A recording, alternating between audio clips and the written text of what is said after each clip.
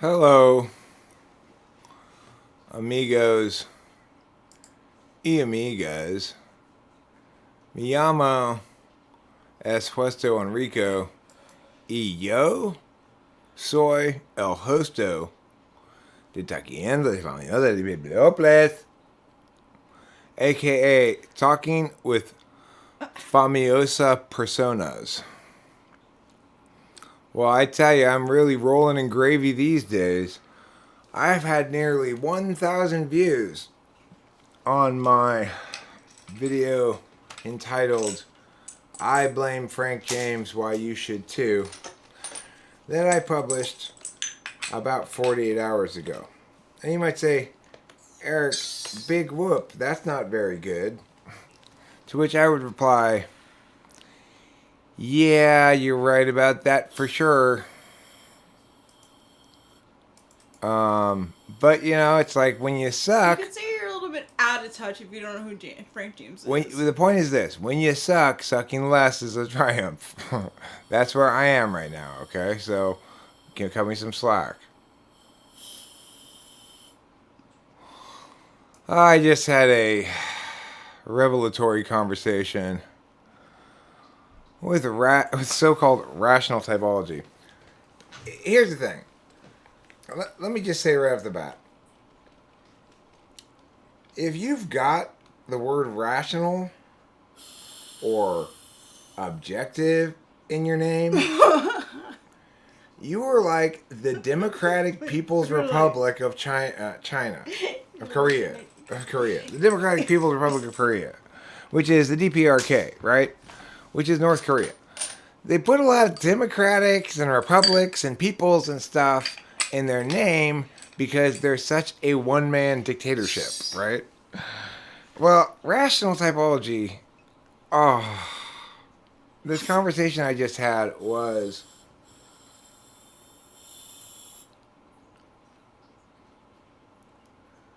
you want to talk about Dunning-Kruger, the perfect example of it, right?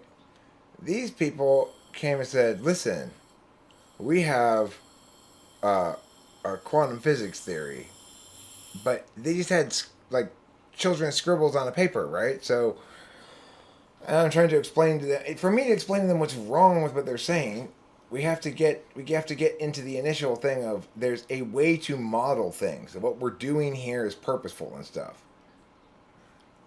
Excuse you, Jason Lee. My wife is making whipped cream, and I'm about to make some whipped cream too. Okay? We are a couple of bakery goods aficionados. We like a lot of whipped cream. You got a problem with people who like whipped cream? I mean, is the globe the only correct way to model the Earth?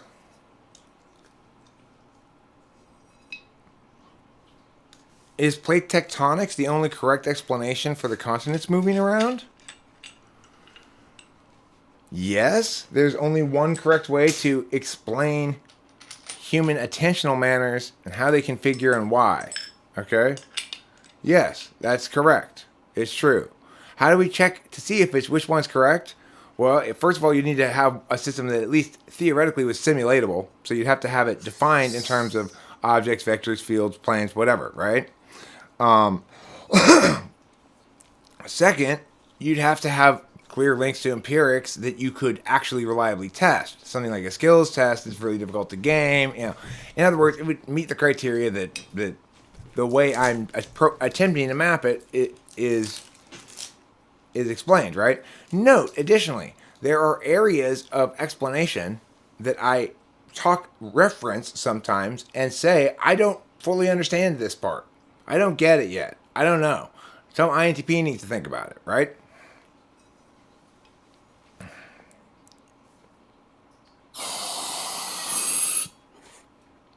I'm inhaling pure sky, as you can see.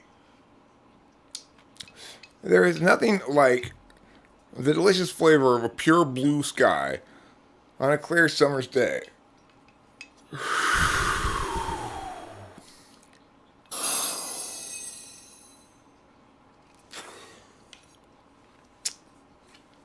I love the flavor of sky. It's so clean and pure. I still think that we should eat Jolly Ranchers at some point. This is our. This is our. Both of our. This is an example of both of our failing to validate, other than instrumentally, SISE. Okay.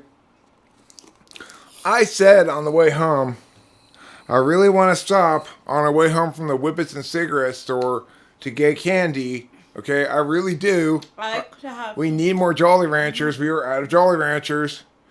And she's like, totally. We totally need to stop by the Jolly Rancher store and get more Jolly Ranchers before we get home. What does stupid fucking Eric do? Is on the way home. Well, it's not immediately exactly perfectly on the way if I don't go to that 7-Eleven. So, it sounds like a pain in the ass. We already got the things we really need, the whippets and the cigarettes. So what the fuck? Let's just go home. And here it is, both of us countervaluing SISE. SI, one of us would say, no, I really want those Jolly Ranchers. They're going to be delicious. I want to taste them in my mouth. SE, the other one would be like, one of us would say, follow through on what you said you were going to do. Right? Instead, we're both like, hey, talking about whatever. Hey, da, da, da, da, da. And then, yeah. You know? Legends fall, you take that back. You take that back right now. Take it back. The mic's clearly working now, so I think I'll move it a little further back. No, she's not an ISFJ. She is FE Tool, though. Not a bad guess. She's an INFJ. If she had been an ISFJ, we'd have Jolly Ranchers right now. Yes. But Legends Fall, you can just take that right back. Okay? Yeah. You take that back right now. Not sour apple. Those aren't sour apple. That's just apple. Green apple. Green apple. Okay, if it were sour apple, you might have a point. We're talking green apple, Legends Fall. Green apple. Yeah, we're INFJ, ENTP. No, lies. No, Lies, and falsehoods. I tell you, green apple is not they sour. are Granny Smith, but they're not they're not sour apple. Watermelon is not king. You know, It's not. I gotta admit it. I like grape. I have grape in my mouth right now. I even like cherry, even though it's a little strong on the flavor department. Cherry's my favorite. I like green apple too, and I liked watermelon. And I went to Hershey, and I got the bag of the 3 individual. So I got the cherry, the green apple, and the watermelon. And I went through the green apple and the cherry the fastest. The watermelon did not go that fast. It never does. Turns out we've experimented on your thesis, Legends Fall, and the experimental data falsifies it. Watermelon is not king. No, berry is not best. It's a new flavor. Not really a fan of Jolly Ranchers. Here's the problem with Jolly Ranchers. If you eat them while you are falling asleep, you will choke I've and had wake this up. happen to me before. Oh, fuck. This is a heated debate. I much prefer this debate over the last debate I just had with Rational Typology. Will we ever see it? Supposedly they were live streaming this shit. I mean, it's like the funny thing is, I thought about emailing them ahead of time and saying, "Are you sure you want to do this?" But I didn't know anything about them, so it's like, but.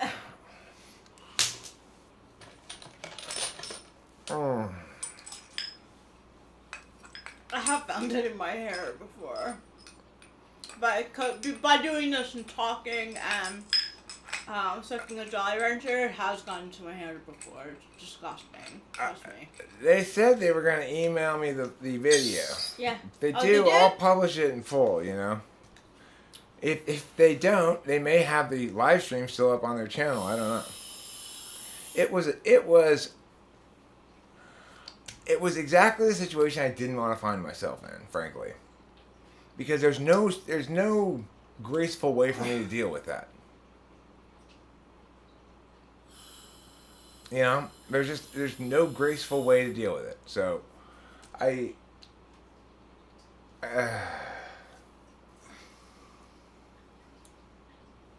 Jason Le, that guy, you think he's an INTP? Oh no. Oh no. Chance of that guy being an INTP, 0%. 0% chance. He's not an INTJ either. And just because I laughed at the same time as you do, I didn't talk to his girl. I'm a certain type either. I'm an INFJ completely. I didn't talk to his girl at all. I don't know. Yeah, you didn't talk to his girl at all. TI is either 8 or 7.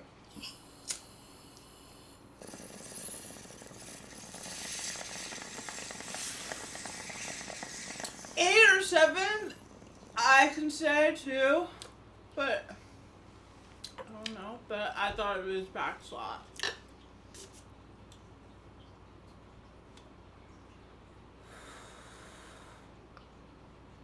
They did ask me the question, is this what backslide looks like?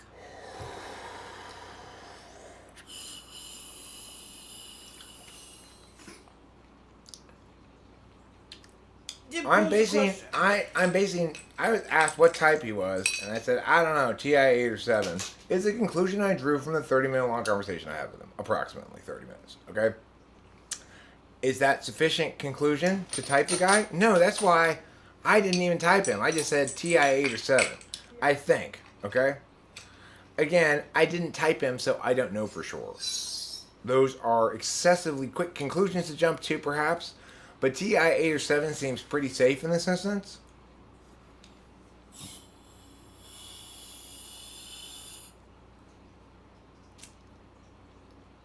Was Devo singing about these kind of whippets? Peter, the teacher. Wait, how do you say your last name? Peter... Dentagy. Peter Dentagy. Actually, that was most of my... Let's change his name, first name to Antonio, so it goes better with the last name. Antonio Dentagy. Peter Dentici. Or it might be Dentici. Dentici.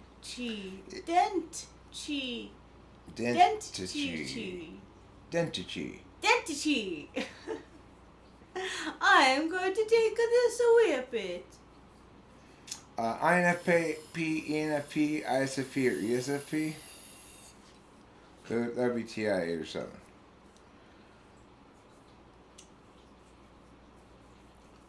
What was before we did it? I don't care what his type is. It doesn't matter. The point is,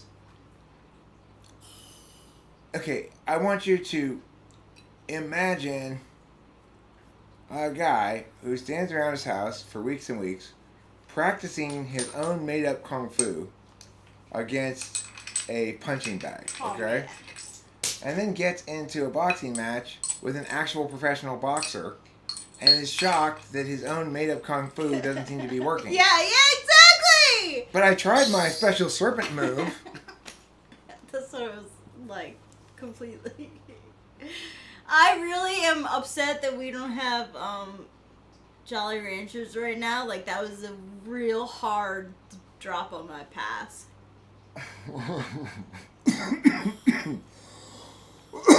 That's just what we get for not being censors. Can we go to Rite Aid, which has different kind of Jolly Ranchers? It's like we get to be right about cognitive functions, but we don't get candy. They get candy, yeah, they get candy, but they get to be wrong about cognitive functions. Yeah, that's true. Yeah, let me just say about that whole Dimitri thing, that Rachel and I did both, experience what you might call a breakthrough experience, because we realized at a certain point what was wrong was we needed to charge the battery part, the heating, Yes. the main cylinder part of the thing. Yes. It needed to be charged. Once we had it fully charged, it was a very different experience. Yeah, for both of us. And also I'd say that 18-year-old me, well, I'm not as naive as 18-year-old me, right? I don't know. I didn't know 18-year-old you. No, I feel like I'd be doing the same shit. Are you done No, bogarting I'm that? not. Sorry. I don't know if I told you guys about the hilarious occasion where one time I said to Rachel something along the lines of, maybe you should take it easy on those whippets for a second. She looked at me with Oh my god. this deep voice and said, eat, sleep, rave, repeat. It was fantastic. Do you think that all your cognitive functions can be used to improve the world in any way? Yeah, I mean, the thing is, you'd need to attain broad acceptance and understanding of that frame as the way through which people's psychologies and so forth should be first and foremost interpreted. So it's like things that are consistent within an existing 16 configuration frame should be seen as within the frame of normal. It's like FE polar shouldn't be seen as autistic. NE dom shouldn't be seen as ADHD. These aren't disorders, right, that they have. They're just qualities of their configuration. And there may be some instances where people, though, genuinely are autistic, and it is unlinked to typology. So the thing is, one way that typology can be useful is to get rid of all these fake disorders being thrown onto everybody who deviates from a significant loved one's norms enough to have them intervene in some way. There's a big difference between supposedly having ADHD like me and actually having a mental illness like bipolar mania or something. Like me. It's a huge difference, right? It's like one thing is treatable but not curable because it's not a disease, it's a quality of your nature. Whereas the other thing is curable because it's a deviance from your nature that's an example of something that's like a dis-ease, you know?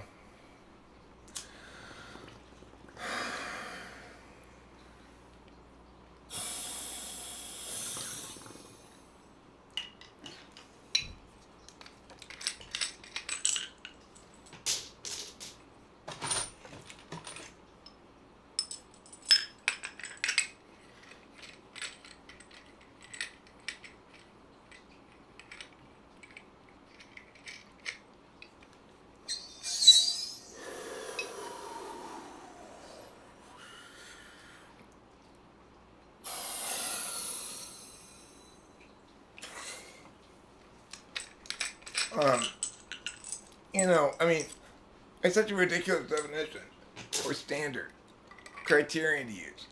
If it has a negative impact on my life as a disorder. Well, you guys not sending me a free box of whippets every day has a negative impact on my life. It costs me money. Therefore, you guys not sending me free daily whippets is a disorder. It's a societal disorder that causes the harm of me having to buy my own whippets. I fucking suck at how much that exists. You know what I think is good that exists? You fuckers, fulfill your obligation.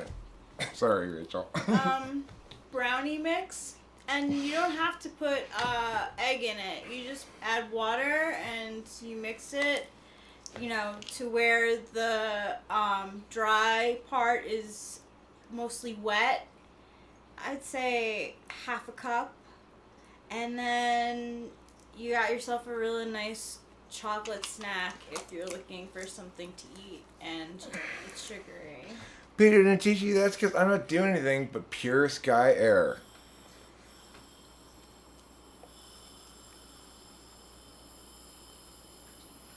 Okay, well, Michelle, wait, let me tell you as somebody who put his own kid on drugs as a kid.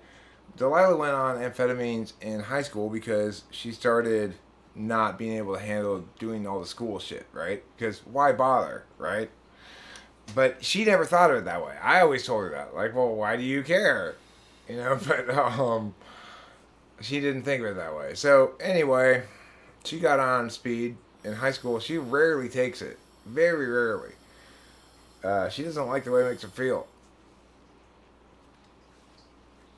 Isn't that weird? It seems weird to me. I'm not on any amphetamines right now, though. I'm just on sleep and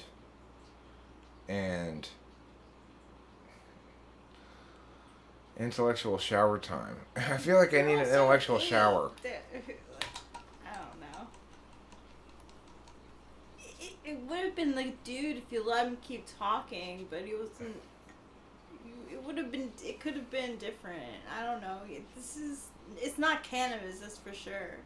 It's definitely like the fact that he was talking to someone who was not intelligent about what they were talking about, and Eric's letting his 8 get out, like, and it's verbally, because he's an any dom.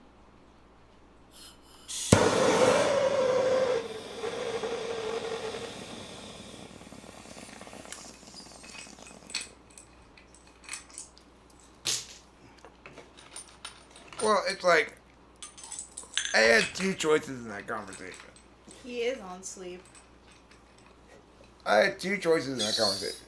Choice was, 1, was to ask a shit ton of questions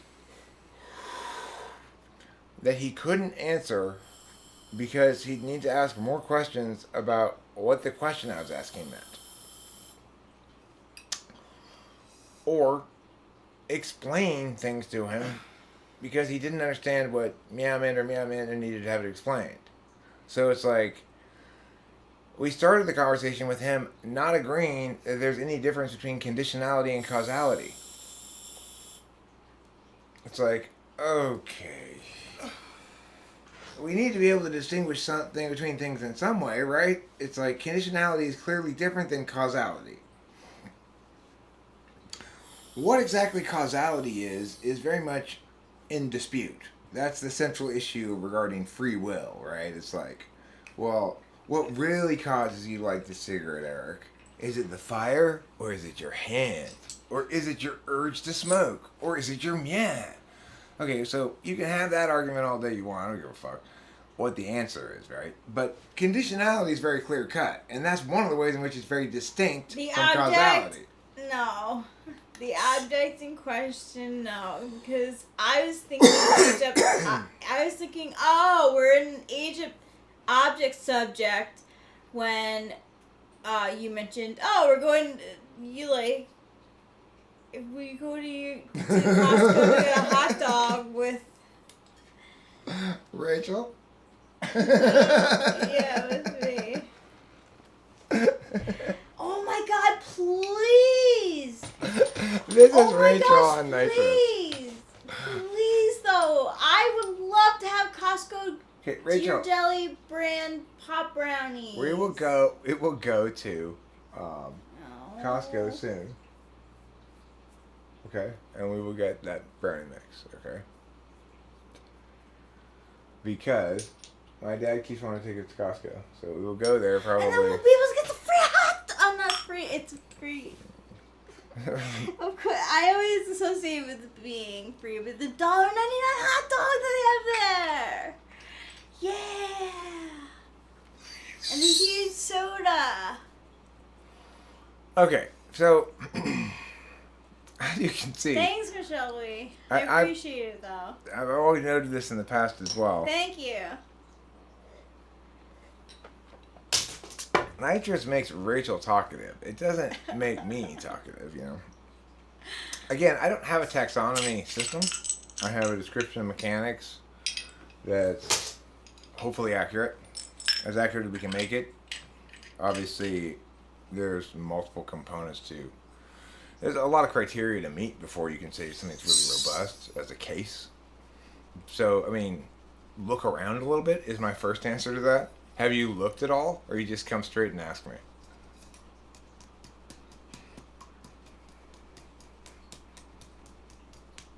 When I was vegan, I used to buy myself, I used to try to, find concoctions to go around the system, like, because, like, eggs are in a lot of things. And frosting is actually vegan. You can have just frosting. There's no eggs or milk in frosting. It's just sugar. This is also vegan. That is vegan. Oh my god. Life that I've lived.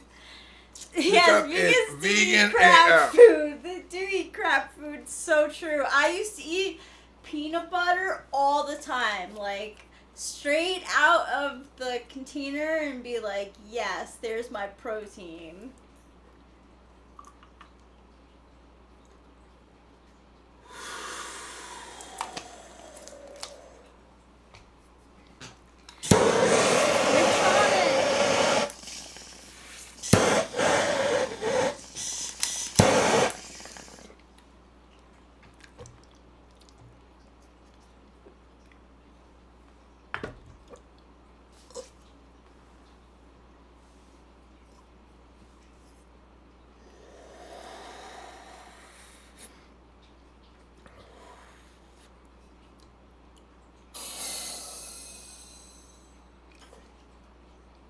I mean, I have a playlist on the front page called Charts and Docs. There's a lot of different videos in that have specific concepts explained by charts and documents. We begin with the concept of prime directive, force fields. Do you understand both of those concepts? Salah, in full?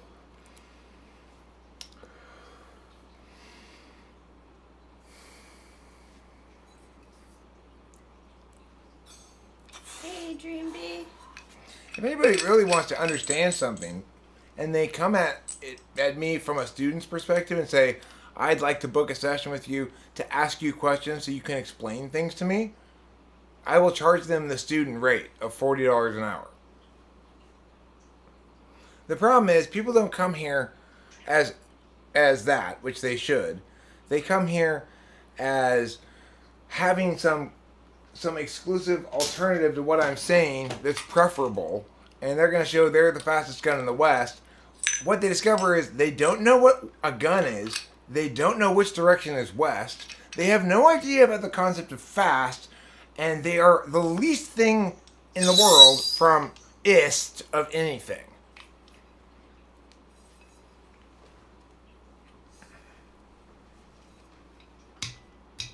I think that's well put.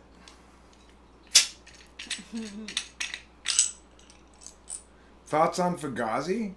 I think they have one rad song. It's called Waiting Room. I'm a patient boy. I wait, I wait, I wait, I wait.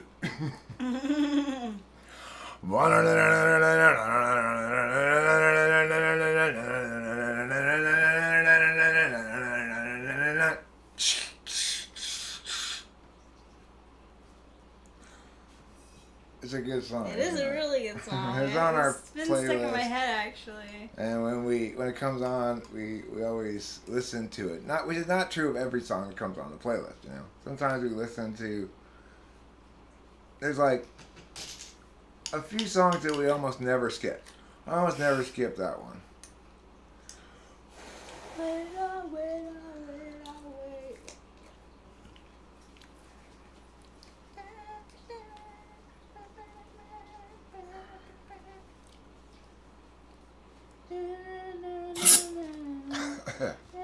Going down.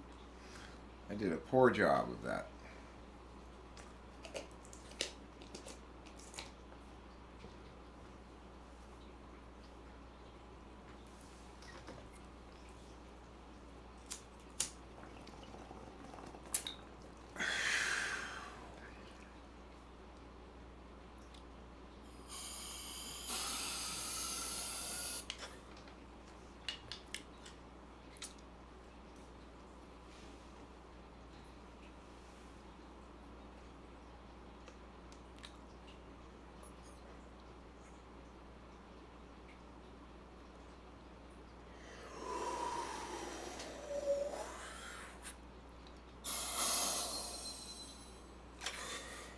Yeah, I would look it up if I were you.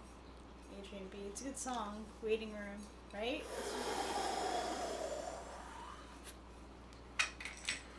I am a patient boy. Well, here's the thing. Sometimes there's at least 4 permutations, probably more, okay? But let's talk about the minimum 4 permutations we can talk about. When we're discussing things that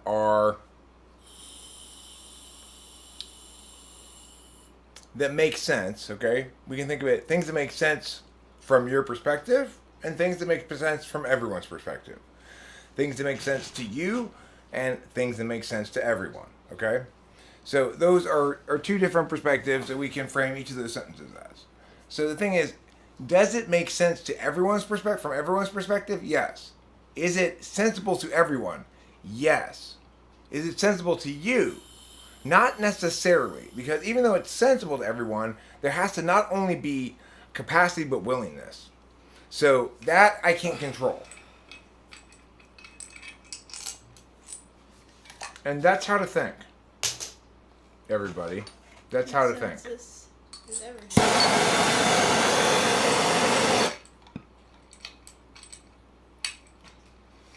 I mean, I'm an excellent teacher. So if you are genuinely unable to understand something, it is because it is straight stone cold in your cognitive polar, or because you were unwilling to learn it.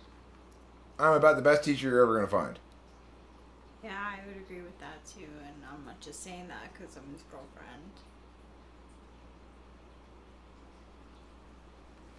She's watched me teach plenty of times. Yep, plenty. I actually care about results. I'm not just fucking around. I'm not there to stroke my own whatever when I'm teaching. I'm there for a purposeful outcome. You got lucky.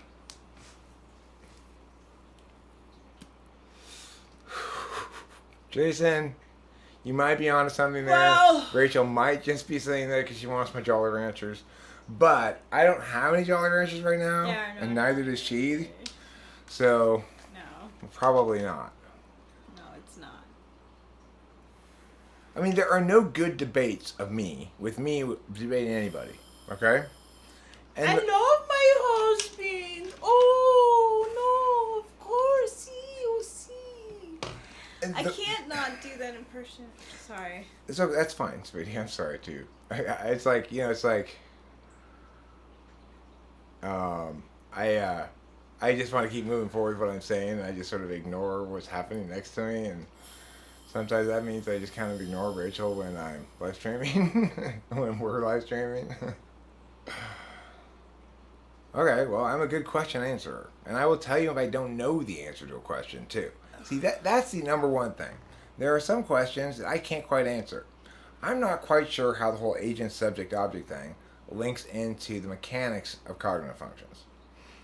What I am sure of is this, that when you say somebody has a cognitive function stack, what you mean is they are their first and second function, and that their relationships with the other possible ways of paying attention are defined therefrom.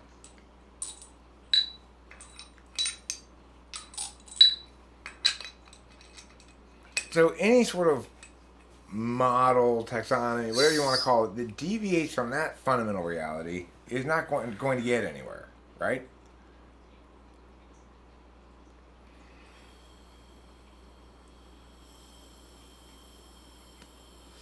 The thing is, as always, certain kinds of things are subject to certain kinds of attention.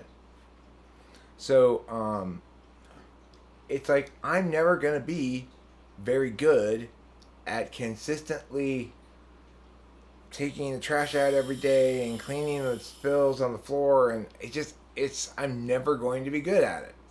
It's too S and it's too TE and it's too just not me. It's too TE for me to do the laundry every Monday. I know there's going to be some FI that I'm feeling, or an FE event that contributes to something that I'm like, I don't feel like it. I mean, I guess it was a debate, Eli.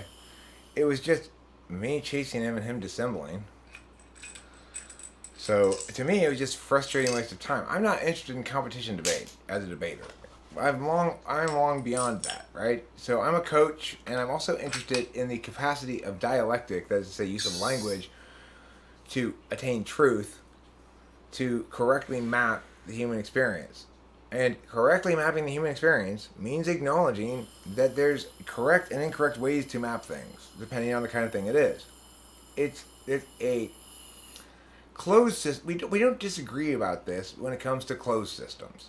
So if I want you to map for me the rules of basketball, there's a small amount of deviance that you can talk about from what the rules actually are before someone will say you are wrong.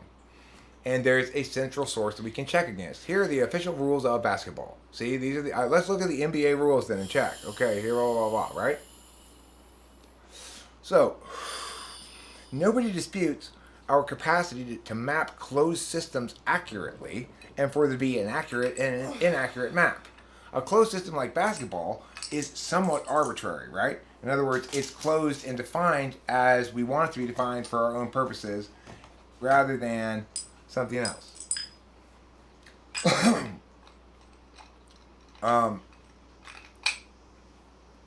The thing is, when we use dialectic or language, the process is one of defining things such that we can eliminate certain kinds of claims and retain certain kinds of claims conditionally definitively.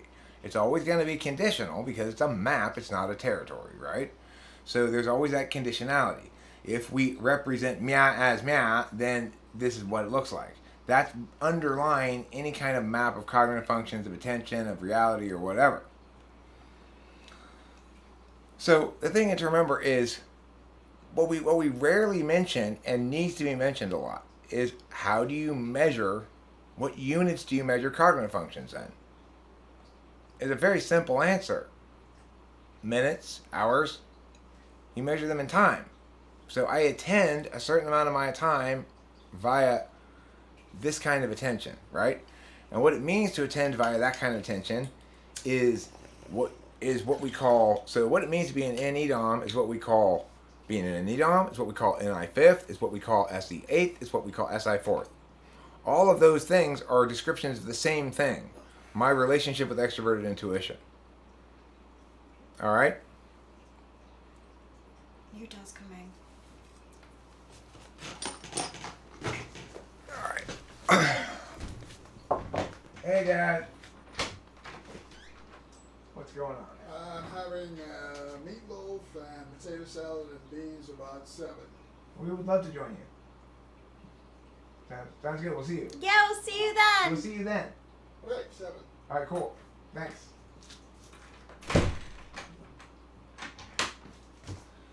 Okay. So, I believe we were talking about meatloaf. We were.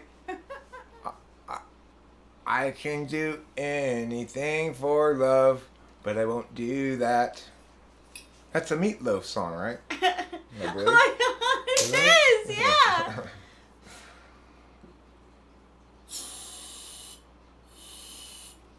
Okay, so the thing is, we had the nitrous. This is a little difficult to explain, I guess, to an octogenarian. We're lucky in many ways. I mean, it's true that our activities are not necessarily conducive to our attentional manners. Or, more appropriately, our natures are often constrained and confined and twisted, in some sense, by circumstances. So that's true. Like, I am unusually empowered to indulge in my native function stack in this environment at this time of my life, and it won't last forever, and it wasn't always like this, you know. There were other times when I needed to be more, I guess, TE focused. I spent more time teaching or whatever. So,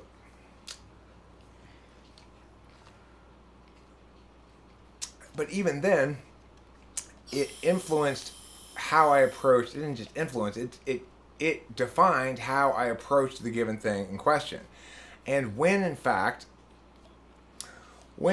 I was in a circumstance that completely invalidated or counterfeited my function stack, the consequence of that was that I couldn't tolerate it for very long. I quit after like a week, you know? I worked at a leather factory for a while. And I spent the time still inning as I was doing these mindless SE things. But I was like making up poems in my head, but I couldn't write them down or anything. I couldn't say them out loud to anybody. I just had to mindlessly, I had to do this ridiculous thing and try to entertain myself in my own head. It required too much SI of me. It was too required. An INTP would have been better able to do that than me, I think.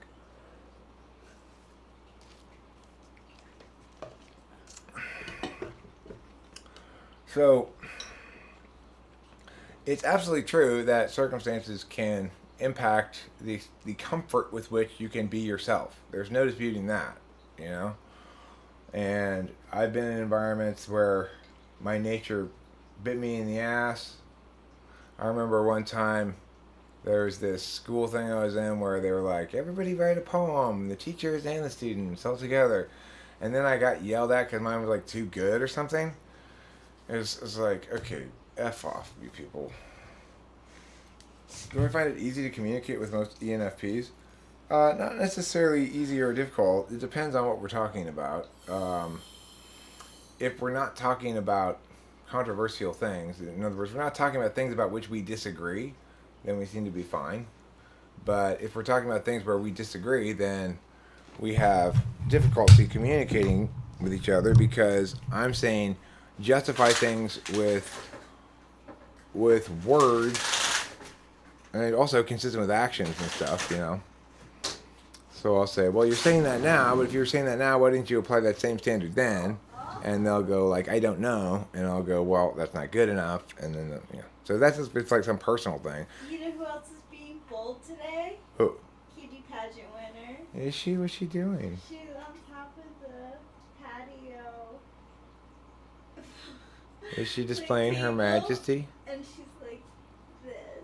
Good. She's displaying her majesty. She is displaying her majesty. Why don't you go pet her, Rachel? It'll make you happy. Oh.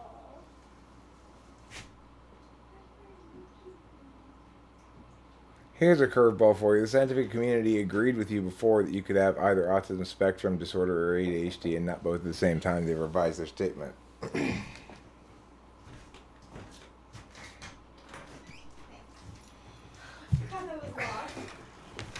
Well, I mean, remember, my claim is that most people who are diagnosed as such have neither.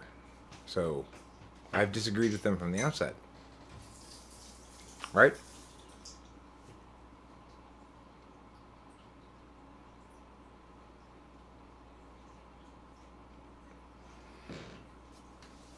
So, I mean, no surprise there. My basic claim is that the vast majority of times that anybody is diagnosed as that, and they're a normal person, they don't have retardation, quote unquote, that in fact there's nothing wrong with them.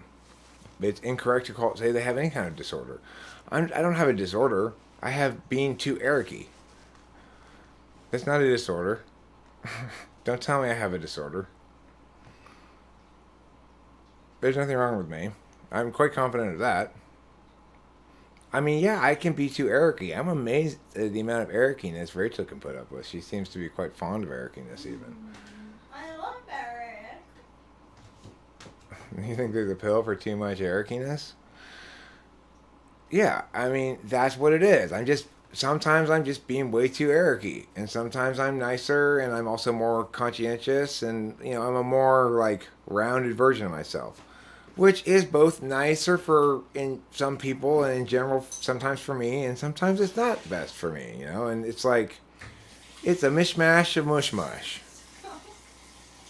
Okay? I want everybody to know that.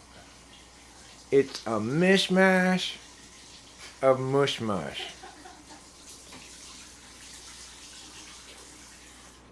I'm talking, of course, about my manly undercarriage. It's like a bowl of oatmeal down there. What would you say to somebody diagnosed with excessive arrogantness? Hey, You need to take up jogging, shut your mouth, take more showers.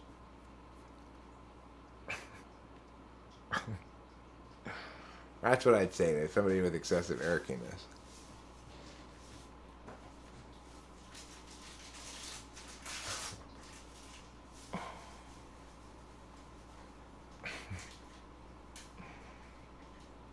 Stop talking and do shit. Be more like an ESTP. What I really need to do, I need to master all the cognitive functions so I can be an ENTP who's also an INTJ and an ENTJ. That would be fantastic. And also an INFJ. I'll be a special unique type who's all the types with all mastered all the functions, and I can shift into my shadow man, my and I'll have all these magic spells. It'll be fantastic. So would you see a benefits from removing the diagnostic label of ADHD? They just have to replace it with action type and check the box that says, yes, they can get speed from the doctor. Make an invention that converts ideational speech into physical action. Alright, you get up right now, Peter, and teach you, and tie that frog to that turtle and see what happens. Tie them loosely, though, so they can get free if they don't enjoy it. I'm assuming they're going to start making love. Okay? Use like a wrapping paper tie them very loosely with a bow. Once you're done doing that, I have thereby invented an invention called My Words. We've converted my ideas into your action. I mean, the idea that something is primarily semantics or not is a very silly notion, of course, because any description of cognitive functions is going to use symbols or words or some other kind of modeling agent, right? It's a model we're doing. So it's silly to say it's a matter of semantics. The key and crucial and core issues in understanding functions are, of course, matters of using words correctly to describe them rather than with an alternative. For example, we are describing here an open system, not a closed system. So we need to acknowledge that there's a difference between how we model a closed system and how we model an open system. And that these differences may be described, as all distinctions are, in semantics, and this is to say the meaning of words. But if you're going to use this general semantics word like you're using it, you shouldn't listen to anything you say at all either. You don't mean anything. Everything's just semantics then. Every direction's up. So there's a clear distinction between people who are actually having a semantics disagreement, using different words to mean the same thing, and people who are correctly using language to model something. Okay? So the internet is an example of somebody correctly modeling information flows into a set of binary exchanges and handshakes and various other mechanisms that allow people to virtually represent a conversation between two people like I'm doing right now. Okay? It's because of all the conditional reasoning and logic behind the thing that it works.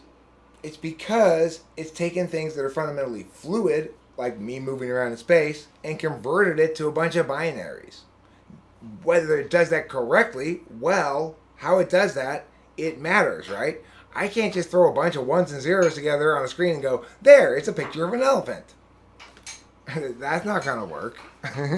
You got to be a little smarter than that.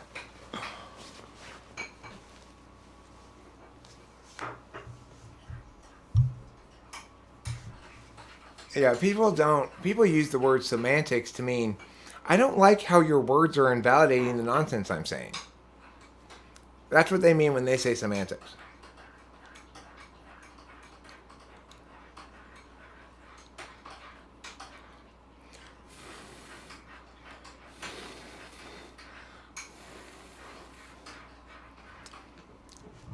Are you making me a cup of coffee? No, but I can. Is there any more coffee over there? Yes, there is. All right, I'm gonna have a cup of coffee. Cool. I'm not even making coffee. No, You're making breakfast. I am. Good for you. Thanks.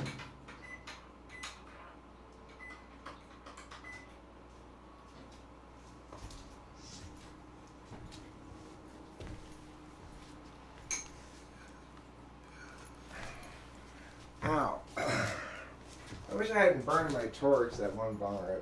That was dumb. I didn't burn my thumb with the torch. You did? Yeah, a little bit. You know, I'll live. I'm not gonna die of that. Still, it's really rough. I'm sorry to hear that. Are you throwing that shirt away or something? Oh yeah, it's got holes in it. Okay.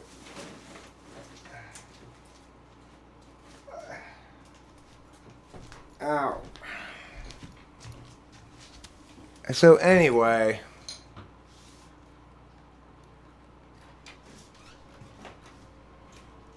I mean, obviously, you're going to use language to describe things that you can empirically validate. There needs to be some sort of thing you can use to test, to falsify or validate something. And it needs to be something that everybody can test equally. In other words, it can't be reliant on something you subjectively interpret. It can't be reliant on you and your wife agreeing, right? That's a totally inadequate metric to determine the legitimacy of something. It has to be a test that I can say, here's how it works. You try it yourself at home. As everybody has with all of my shit, right?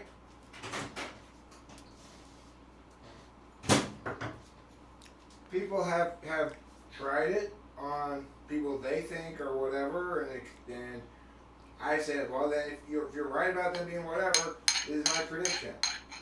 This is how they'll test on me out. And in some instances, I've had to redefine things or figure that the tests were inadequate for that thing because I've gotten a lot of mishmash of data, and sometimes I've gotten a whole lot of consistency. So, I mean, there's good empirics behind what I'm talking about.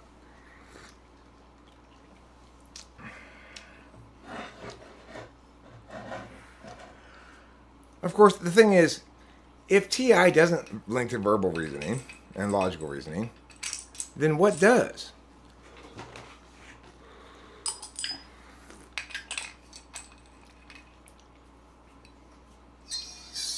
I mean, I amply explore it and I fully understand it. I frequently explain it as I am now. So what you're really saying is because more people than Eric explain something, that it's more correct. But it doesn't matter whether the fact that there may be only 10 people who explain and understand the most complex mathematical theorems in the world doesn't make their singular thing that they're explaining less a singular thing with a correct explanation than something very simple that everyone can explain, like why it's not good to leave mayonnaise in the sun and then eat it after 3 days.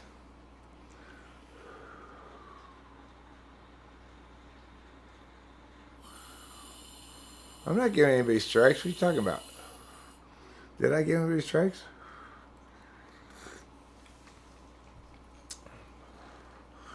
Eric, what do you think causes the different cognitive function stacks? Okay, I don't know how to answer that question, but I'll say this. I think that each of the cognitive function stacks represents a distinct strategy towards attaining the prime directive. The prime directive is closing the gap between map and territory. There are some people who would disavow the ultimate legitimacy of maps entirely. Those people will say, it's just semantics. Those people will say, oh, but that's just your black and white way of thinking. Or the people will say, yeah, but you're not looking at the big enough picture. Okay? Those are people who would disavow the capacity of the map to accurately map the territory. There are also people who would disavow the purpose of the territory. They'd say, it doesn't matter what reality is, I believe in my map. You've seen plenty of people who have that. They only find those aspects of reality that stick with their map, right? So we recognize that, in fact, that each of these 16 configurations, we can express it at least as a linkage to that prime directive of closing the gap between map and territory. Some people are very map heavy like me. I want the map to be right. But I also understand that for it to be correct, it needs to validate against reality. Other people, they want their territory to be right. If their territory is, I'm talking about typology, they just want themselves to be right. And that's it. There's not much more to it, you know? It has nothing to do with the actual thing being mapped or correct ability to map it or anything like that.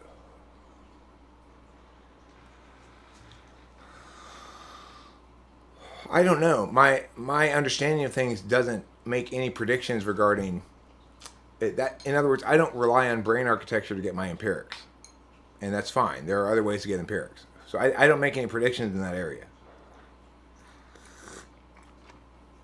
I assume that socionics is right when it points to a root of locality suppression, which is a phenomenon in the brain in which if there's an area that shows a high level of activity, the areas immediately surrounding it show a lower than usual level of activity. So I would suspect, as socionics has speculated, that my speculation is somewhat in line with that there's probably something to do with locality suppression that links to cognitive functions. But again, that's just speculative, and it's not necessary, nor a component of, nor any predictions made by my explanation of things.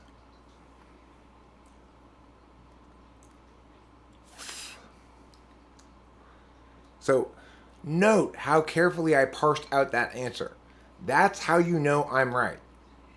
Because I'm using words correctly.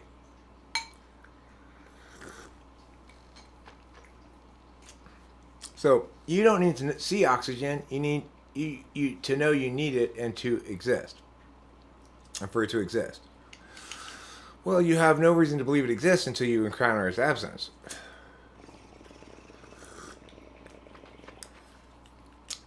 So, I mean, it works the other way around, too. It's like if nobody told you oxygen was a thing and that you needed to breathe it, you would go into a room that had full of nothing but carbon dioxide and think nothing of it, because, after all, you just need to breathe something, some kind of gas.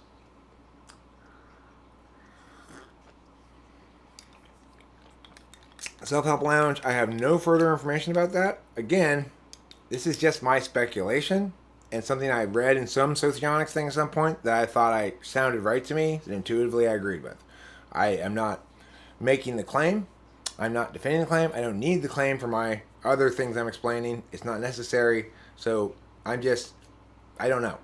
That's just my thoughts. That's it. It's not part of a general explanation. It's not needed to explain the mechanics of attentional manners in a way that's simulatable.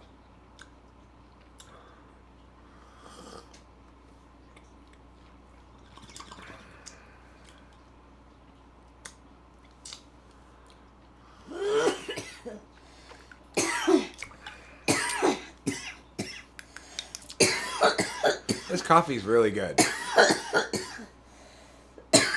And that's how you know it's an authentic Talking with Famous People live stream. Those are real live Rachel coughs.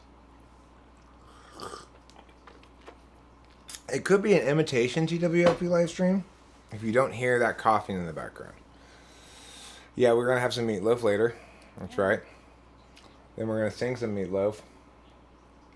Then we're going to pretend we are each a meatloaf and sit in a meatloaf shape for 20 minutes as part of our nightly get to know meatloaf endeavor that we're doing. It's been going on for weeks now. A few weeks ago, Rachel and I said, you know what? We really need to get to know meatloaf. So, I mean, Kant is an example of somebody who's trying to impose his preferred function frames onto reality as exclusive and determinate. He writes this massive book because he's wrestling with a fundamentally unsolvable question, which is, how do I disavow totalization without totalizing something?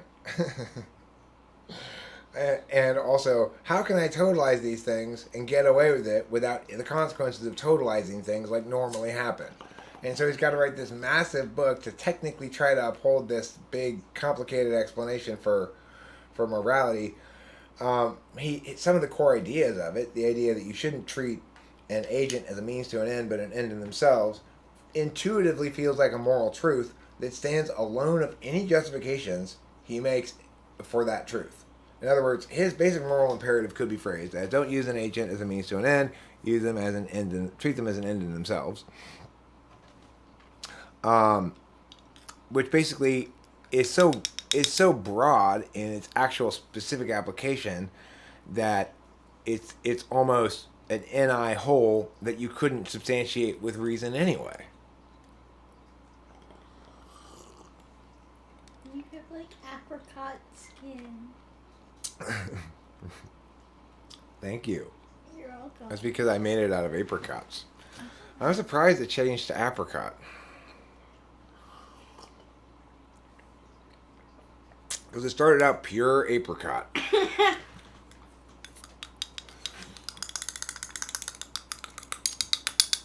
Yeah, I mean, the thing is, what Kant ultimately needs to address, and what gets addressed sort of just after him, is why Kant, is writing that book. It's like, does Kant ever answer that question? If he doesn't, then he's built this huge thing off of a false cove that's never going to support a shipping industry, you know? If you want to be a serious philosopher, you better be able to answer that question. Why am I doing philosophy?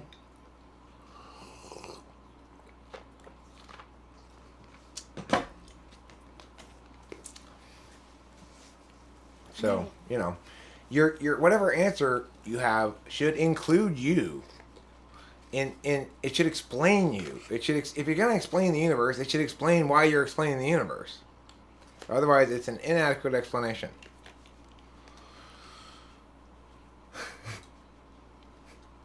Yeah, he can't stop. He won't stop. He will never and should never stop. He's the Emmanuel of Emmanuel Lewis fame, Webster himself, Immanuel Kant. Does that make sense? Because my brain is bigger than everybody's what? That's the question, because if it's my nut, then of course your brain is bigger than my nut, because it's bigger than everybody's nuts. Nobody has nuts the size of brains, so your brain is bigger than everybody's nuts. Even though nobody's nuts is the same, your brain is bigger than everybody's nuts. Yes, your brain is bigger than everybody's nuts. Your brain is bigger than everybody's nuts. Yeah, yeah, yeah, yeah, yeah. Yeah, yeah, yeah.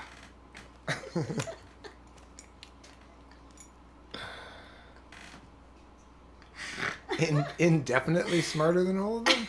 I don't think I've ever said I'm indefinitely smarter than anybody. Yeah. That'd be a strange adverb to use there. Why would I say I'm indefinitely? Does that mean I'm smarter for no definite duration? Like, I'm smarter than everybody, not just right now, but indefinitely, forever. Or, oh, it's a paraphrase. Well, you see, you put quotation marks around it, silly, and then hyphenate it, and then put TWFP. That's the opposite of what you do with a paraphrase. Stop bullying you. Stop bullying you, my eye. You want to hear bullying? Go take a long walk off a short pier. Oh. You want to hear bullying? Go take a hike, Buster. Ooh. What other kind of bullying do I have in me? How about this one? Oh yeah? You in what army? Ooh.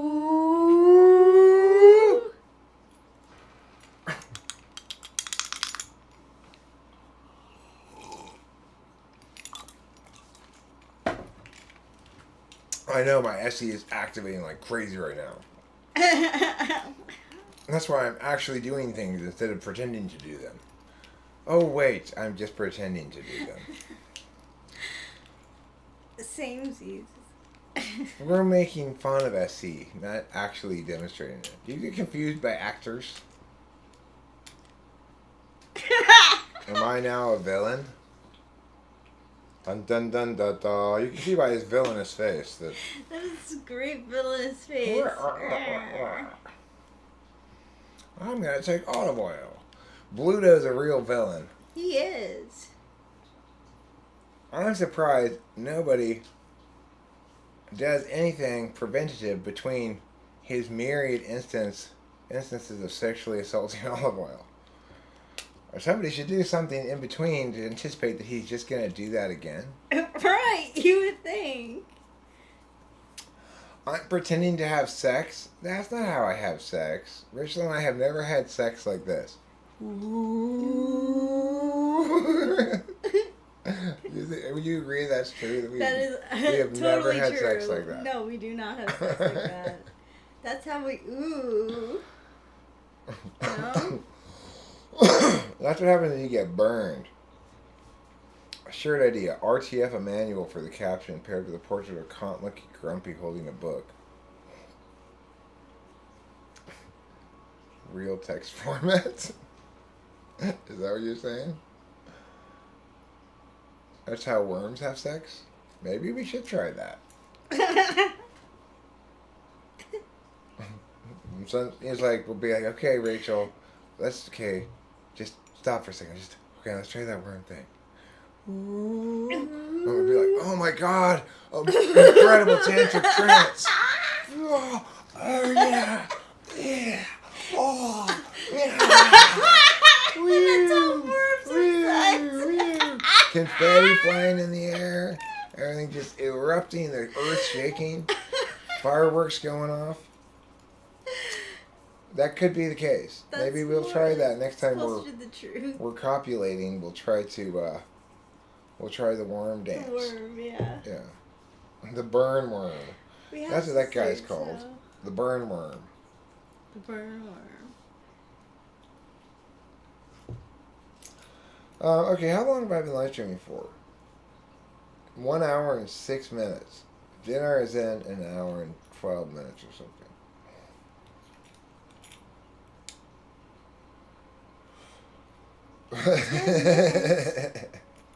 It's an excellent use of an ellipses. Hour and 10 minutes. Ah.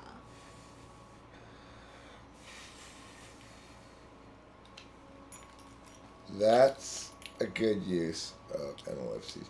The main point, hopefully, was to irritate Jason Le.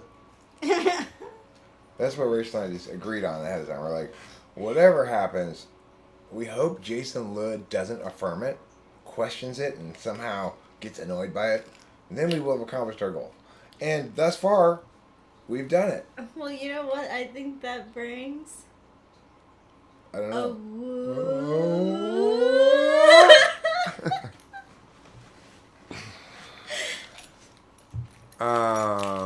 Yeah. So anyway, the point of this was to basically say, okay, this is frustrating. It's frustrating. Dunning-Kruger in action is frustrating. When you're talking to somebody who's presuming to come into a conversation to talk with you about something that's a technical matter that requires some degree of understanding of logic and reasoning and stuff, has no capacity to do so, and is faced with this sort of like I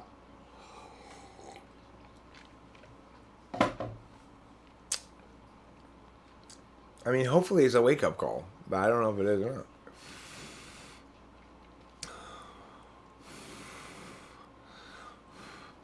You can't reduce me, Jason Le. I am a special, unique snowflake, okay? I'm a unicorn, packed into a dodo bird, packed into a beautiful golden dragon, packed into a pegasus, packed into a fairy. That's me. I'm more special, unique, and magical than you can ever imagine. So just don't even try to put me in any of your boxes. You don't care about me? Oh no. Oh no. Tunicorn. I'm also half tunicorn, which is the unicorn of the sea. It's a tuna with a single horn that only lets virgins ride it. If you're ever in the sea and you see a tunicorn and you are a virgin, try to ride it. If you're not, no, they're not narwhals, okay? They're tunas with narwhal horns. If you're not a virgin, though, don't try to ride it, because from what I understand, tunicorns will gore you in the groin region if you're not a virgin. Oh my gosh! And when you're done riding them, if you happen to have sex with the tunicorn while you're on the ride, swim away fast at the end, because at that point you're fair game. Okay. You are fair game as far as that tunicorn is concerned.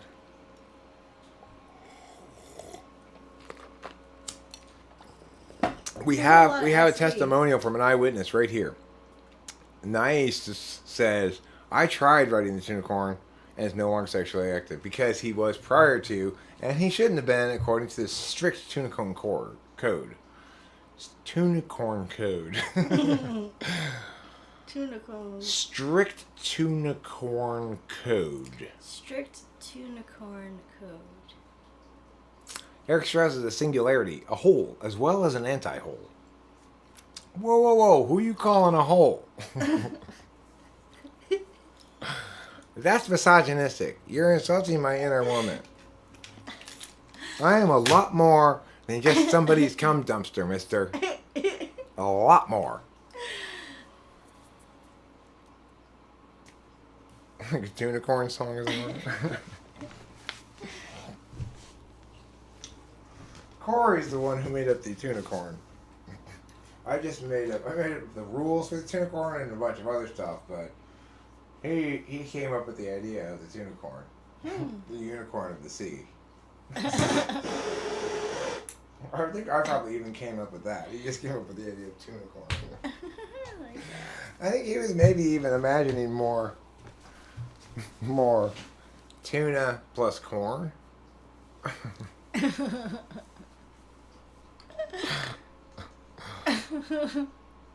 But, you know. Here it is, living today. We still talk about it. I've got a whole lot of holes in the whole of me. 4 holes wholly complete the whole sea. Yes, a whole lot of holes. There's a whole lot of holes in me. But I forgot about the 2 on the side of my head.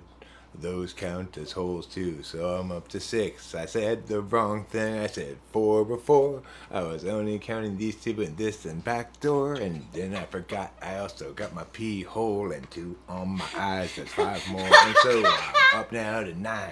9 big holes makes a hole of me. Don't you see my holes? How many holes do you have? Is a tricky question. It takes some counting. I was able to count that in song form. That's pretty impressive. I'm not even on any speed. That's pretty good NE right there. It's really good, NE.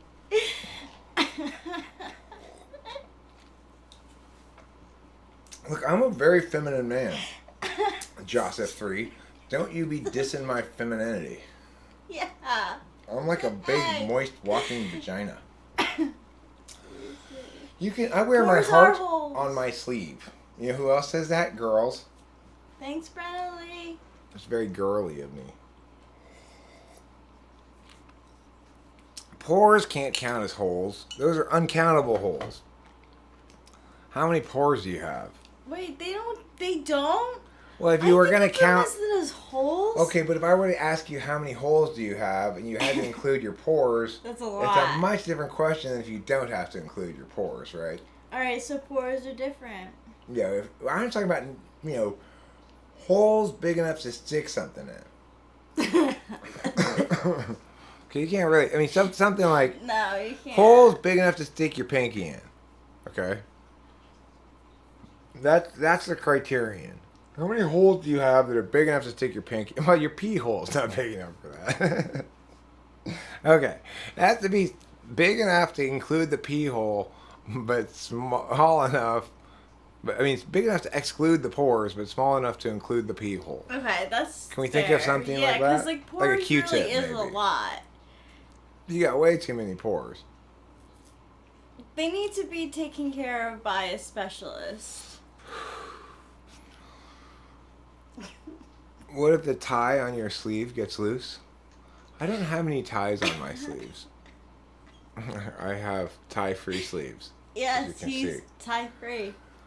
I don't know why I'd put a necktie on my sleeves, so you must be referring to some other kind of tie, and I have no other sort of tie on my sleeve. You put a necktie normally around your neck. Hence the name. Necktie. Makes sense, huh? Okay, so... Don't you assume my pee hole is too small to fit your pinky. Okay, well, I'm sorry to assume your pinky is too large to fit in your pee hole. I am doing pinky size shaming at that point. True. and that's not okay. I Whether you forgot. have a large pinky or a small pinky, you're just as okay as anybody else. Thanks. Yeah.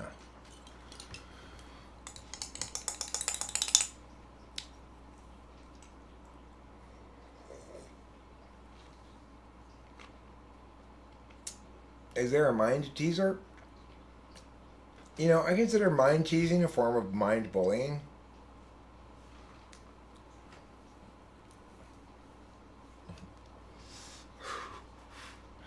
The thing is, Oliver, I've noticed about your pinkies before. Up here, they start at normal size, but they go down and down and down and down to a teeny little point like a pencil, you know? Like a pencil that's been sharpened evenly all the way up. Mine's crooked. Yours is crooked? Mm-hmm.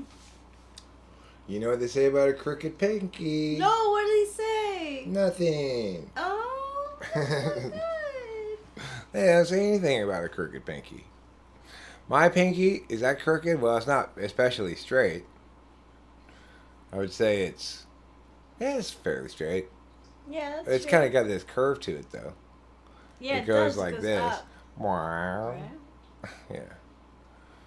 So what can you tell me from my looking at my pinky? Yeah, You're going to have a long life with many children? This is like ancient Indian pinky reading or something. Am I especially straight? I mean, I'm just regular straight, I guess. What does especially straight mean? Straight's like pregnant, kind of. It feels like that to me. I know other people don't necessarily perceive sexuality like that, but I don't see it as like. I mean, I guess if you were to really describe my relationship, my sexuality would be heterosexual monogamous relationship. Yes. That would be my sexuality. That would be my sexuality too. And that would be an accurate description of it. I've done nothing but go through a series of monogamous heterosexual relationships. And that's where I'm comfortable. And I've been looking for the right one for years, you know. So, I have the right one. It's Rachel. And, you know, I had a kid and raised her already, you know. Like, I did the whole,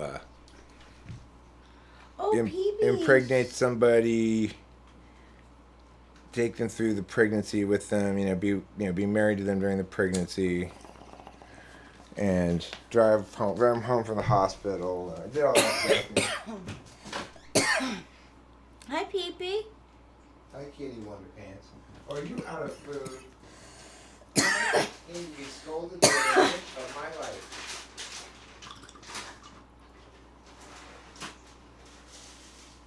There you go, darling.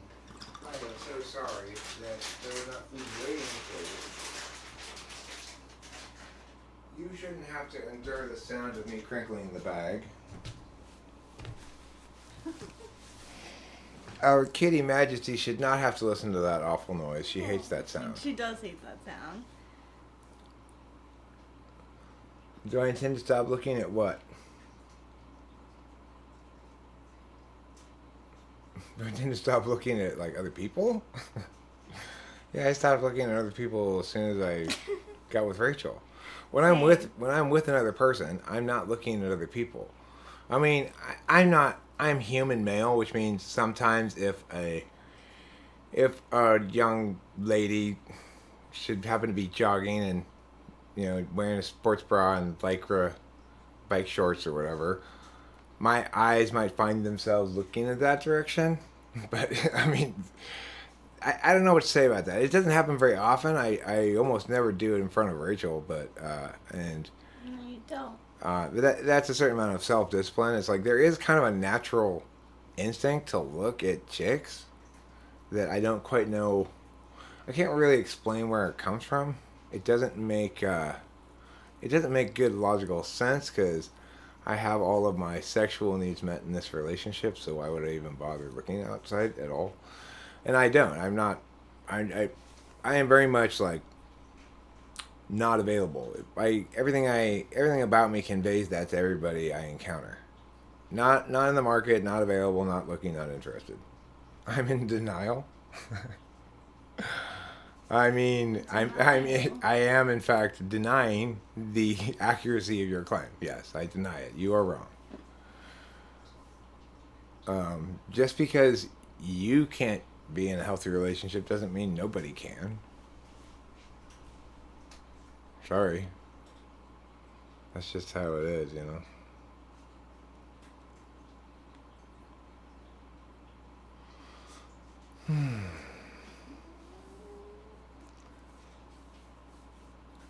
You had your awakening when you perused through the JCPenney male underwear catalog? My eyes don't lie? I mean, I don't know. My eyes aren't capable of lying because they don't speak words. But my words aren't lying. And that's... I believe what he's saying. I mean... And I do believe that it's only, like, now and then, too. I don't... Yeah, I mean, I glance at... Just because I glance at jiggling flesh, sometimes it's some dude that happens to be walking by, you know? And I go, oh, there's that dude with the long hair and the...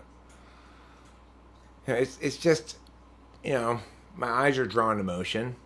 And that's why there has to be a certain amount of discipline to not look at chicks because I'm naturally glancing around some, you know. The fact that people have sort of the capacity to experience lust while looking at somebody else doesn't make them... doesn't mean that they should go experience it or make it make it manifest, right? Yeah. That's just silly. I mean, I definitely look at dolphins, for sure. I would look at dolphins. If I saw dolphins, I'd be like, "What the fuck? Wow. Why are there dolphins here? Look at these dolphins." I've never seen dolphins. I mean, presumably we'd be at the ocean. But if we weren't at the ocean and we saw dolphins, like, say, at the, I don't know, like, at the Whippet store and there were a couple of porpoises on the ground there, flopping around, I would definitely look. I'd say, like, why are there these sea mammals here?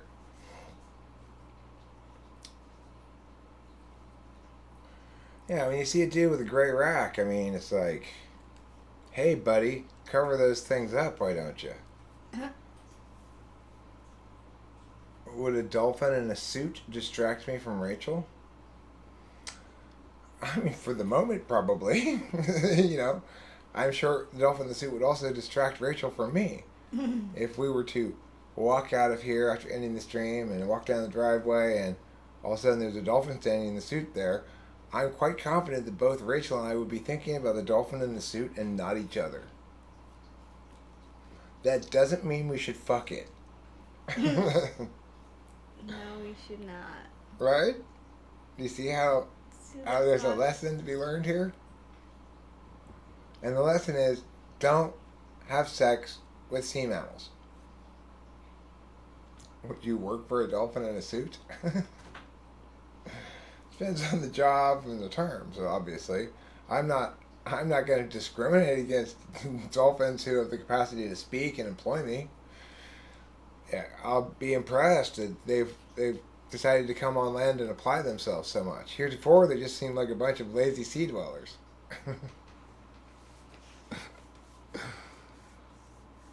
The person you are dating is not going to always be the only or the most attractive person to you. For some reason, it's hard for people to accept that reality. It's about how you act on it. It's about how much attention you pay to a certain extent. So it's like ESTPs have self-restraint probably in that area. I'm so detached from thinking about it all the time as I'm walking through the world that it doesn't require any self-restraint. Somebody would have to be like hitting on me hard for me to even notice. And if your licking was really a thing, like, I would bring it up because I would probably be uncomfortable with it. I guess I bring it up not because I still do it, but because I got busted for doing it in my marriage. Like, she was really, like, hypersensitive to me, where my eyes were at any given moment, being an ESFJ, I guess.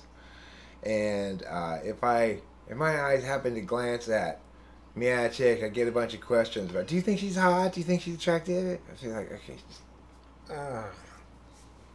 So I still think when I think of ways in which I'm like not a perfect significant other or something, I still come up with that because it's like, some of the times it was just random. My eyes happened to be glancing there, but sometimes she did catch me doing that, so what can I say? She caught me, she caught me. Sometimes I would look at that.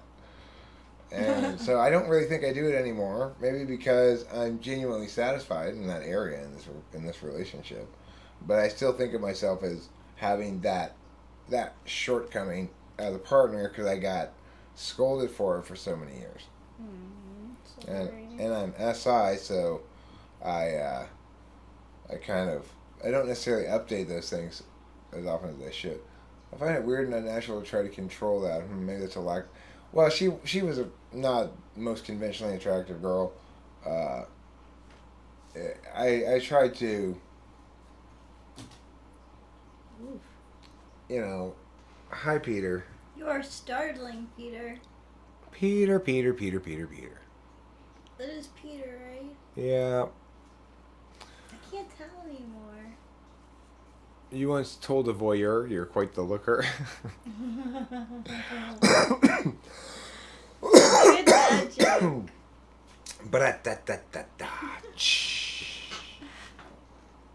You get the drums. You got drums from me. What if dolphins in suits were known to commit tax fraud? I wouldn't presume that this particular dolphin in suit would follow in the footsteps of his fellow well-dressed male sea mammals. I'm assuming they're males, is why they're in dolphins in suits. I mean, they could be in lady business suits. There are some kinds of clothing that women call suits that I don't consider like suits, Like a woman's power suit doesn't really look like a suit per se. It has feminine aspects to it. Well, I mean, it doesn't look like the kind of suit that a man wears exactly. No. It looks kind of different. Tailored. Let me see if I can show you the peacock. Hey, Peter. Oh, I don't know. It's too hard. Never mind. It's too difficult.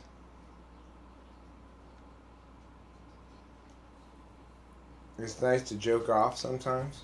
This is kind of it just reminded me of the Toy Story room. I think the wallpaper was clouds.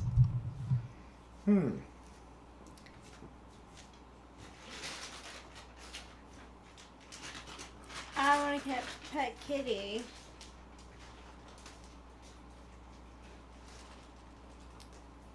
we go. Peacock. I'm going to see for you. She right here. She over there. She up now. Pecking with your beak.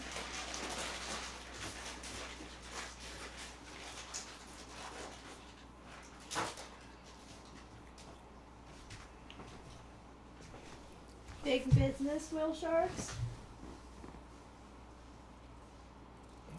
Okay. Oh, that's funny. So, I think the biggest takeaway here today, the one thing we need to remember as we consider wrapping up this stream, is that when counting your number of holes, don't try to count your pores. Count your pores. You're taking on too big of a task. Yeah, I agree. Once you get to 432 or whatever, you're going to be really sick of pore counting. In the end, I agree. I did say in the beginning, yeah, sure, consider it a hole, because I think about dirt getting trapped in there, but Host Eric is right. It's more of a pock than a hole. A pock. A pock. Yeah. That's probably what a pocket is, right? It's like, it's a dirt pocket. It is a dirt pocket. It's a miniature dirt pocket. That's what a pore is.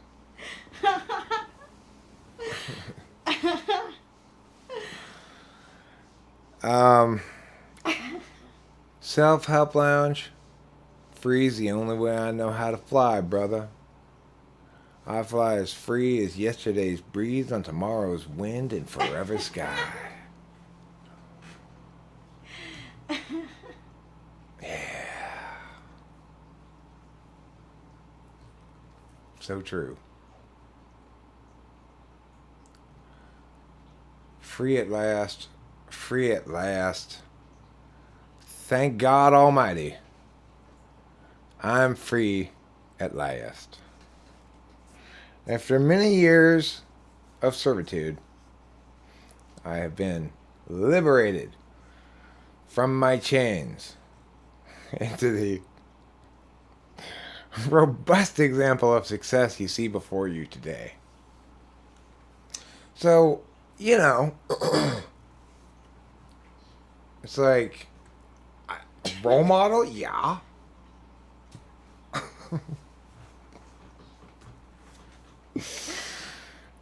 Hey, when in doubt, don't forget, we're still just a couple of stoners at home talking on the internet, right? So, it's like you don't need to get that threatened.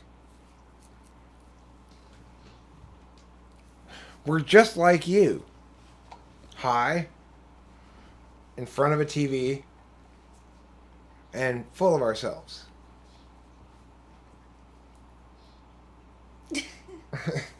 Congratulations for being one of the club. It's the coolest club at school. Only cool kids are sitting at this table, except for the jerks, when they're just 5 minutes away from getting kicked away from the table because they're not cool enough.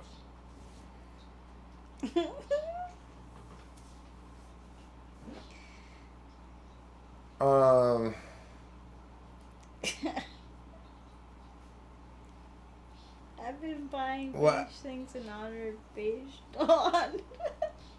Just soft 3. I would be curious as to how it was that I came to know this. Did my coworker tell me? Did I see the dolphin? Was I standing in the room when the dolphin came and said, and the lady's like, "What? You'll give me a raise for doing what?" or you know,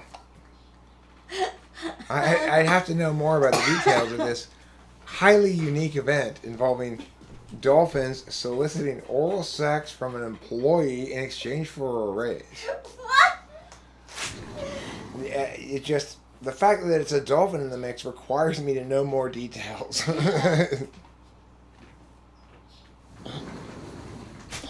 You know? It just does, because you know how dolphins are. They're a little rapey.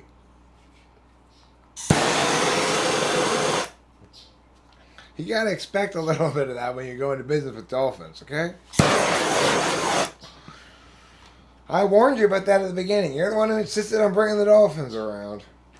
Now, look, we got sobbing Mary Sue in the break room. What are we gonna do about it?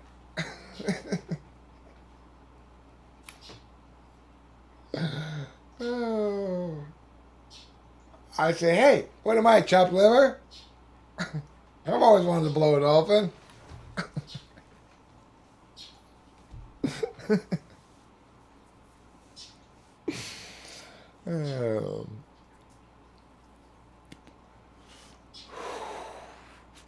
I mean, who wouldn't say that, right? Who wouldn't feel slighted in that circumstance, just off 3? Anybody would feel slighted. Anyone would feel insulted like that. It's like, first you ask Mary Sue, then you go from her to an octopus, then an elephant. It's like, hello, I'm right here.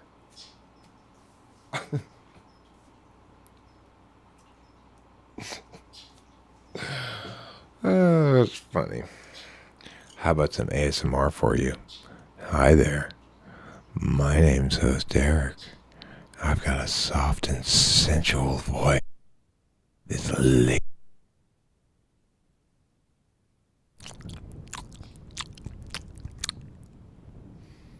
How do you like that? How did you like that? I hope you were wearing headphones.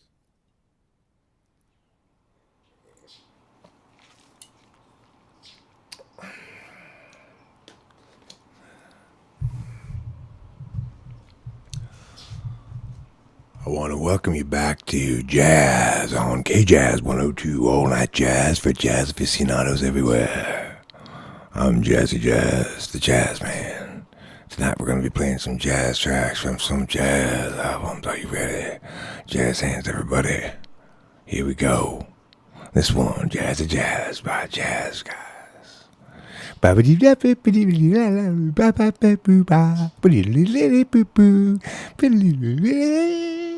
Jazz, jazz, jazz, jazz, jazz, jazz, jazz, jazz, jazz, jazz. There. You got a complete jazz radio experience in just like 30 seconds. That's the kind of treat you don't expect to get. You end up leaving here recognizing I received a precious gift. That's the sort of precious gift you will walk away from this live stream with, holding close to your heart and saying, never shall I let this memory go. Begin doing so now, please. We're going to split. We're going to split because I'm ready to... there's this lady. I want to tell you guys before I leave. So, there's this lady who finagled a free typing out of me, who's like a Middle Eastern lady, right? And I